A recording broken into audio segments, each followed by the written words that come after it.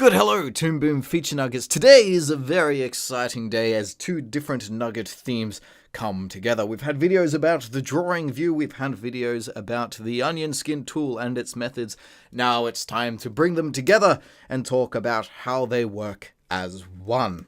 In the last one of these, I talked about how the onion skin tool works in nature with the camera view. Now it's time to talk about it in nature with the drawing view. And already there are some differences here. Of course, the onion skin tool is turned on, and this time it will of course only show the currently selected layer and the onion skin to go with it. This is a small solution to one of the last problems where, of course, the camera view leaves the original trailing behind. But being that the drawing view only shows the currently selected layer means that these little switches down here are now pretty much completely irrelevant. All of these four are turned on. I'm looking up here. Not a whole lot's happening. Selecting a whole bunch of layers at once, nothing's happening. This is the drawing view. What are you talking about? It only shows the currently selected layer. That's the point of it. It's clean. It's right to the point. But keep in mind, like before, if all of these switches get turned off, even if we are on a completely separate layer, the onion skin tool in its entirety deactivates. It just needs to have something on. But again, it's the drawing view, so it doesn't really matter. Just have something on. Now, considering all of these blockades, is it actually possible to see the onion skin from different layers from this view? Yes, and it's quite unique to other methods.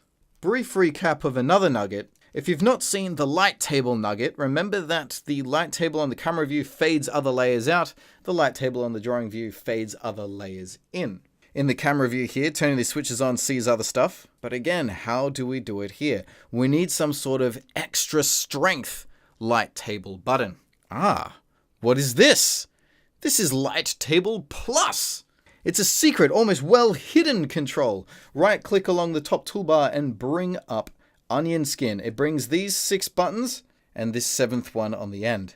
Light Table Plus. Activate it and work. What is happening here? What does it mean? How do we use it? We are now looking at all of time and space, and each one of these images has its own distinct tint and color. We can identify where it sits in the universe, all from this one central location. Isn't that nuts? So allow me to demonstrate. Red and green, of course, represent the currently selected layer. We've seen this a bunch. Red is everything that has come before. Green is everything that will come after. Blue is new. It represents frames that are stacked above.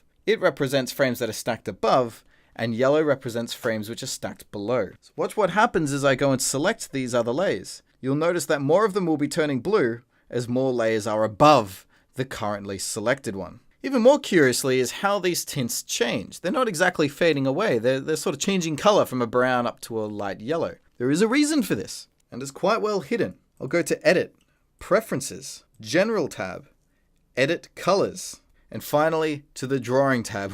We're several steps deep within the interface now, but here it is. Look at that. Our previous and next onion skin colors, as we are familiar, but now all of these other ones.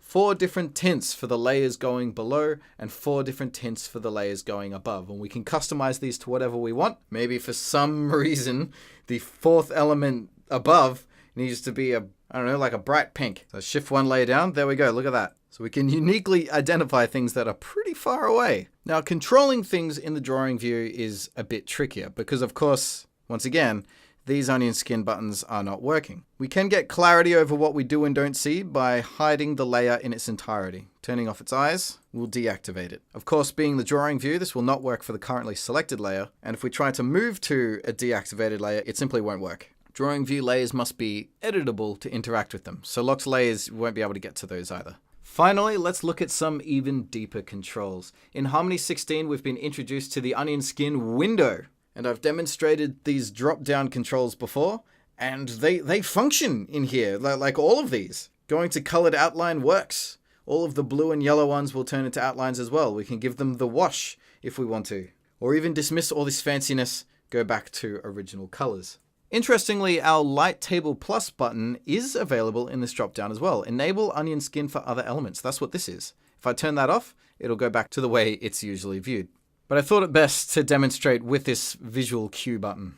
Light table, more light table, yeah. Finally is these 6 buttons along with it. You'll notice that they also exist down in the main onion skin window as well. We will return to these soon, but for now it's time to head in a slightly different direction and talk about interactivity. Despite being able to see the entire universe, I can still only select the 3. I am only on one frame of one layer. Is it possible to pick up and move this entire thing as a unit? Oh, yes. Our degree of interactability is about to get so much deeper.